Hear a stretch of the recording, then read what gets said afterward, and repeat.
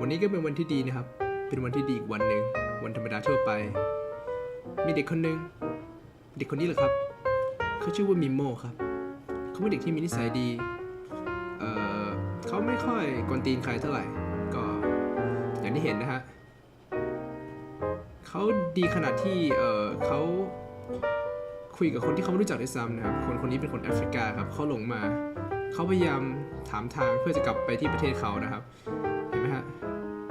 เขาเป็นคนดีมากมีคนให้เค้กเขาด้วยครับเพราะว่าเขาเป็นคนดีครับเขาก็เลยได้เค้กมากินฟรีแล้วนี่คือห้องเรียนเขาครับห้องเรียนเดี๋ยวที่เห็น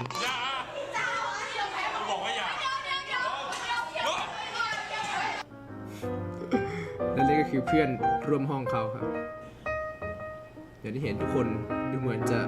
ปัญญาอ่อนโอ้แต่นั่นไม่ใช่ประเด็นครับประเด็นมันอยู่ที่ว่าทำไมทุกคนต้องชอบแกล้งมิโม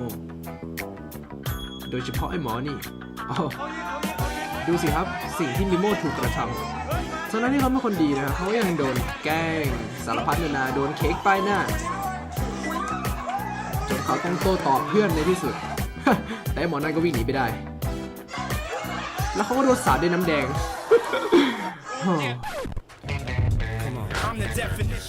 มิโมเปลี่ยนไปครับเขากลายเป็นไอ้นักเลงกาจธรรมดาคนหนึ่งหาเรื่องคนทุกคนแม้กระทั่งคนที่ตัวใหญ่กว่าเขาก็ทำทุกคนเรียกเขาว่าไอ้กะหรี่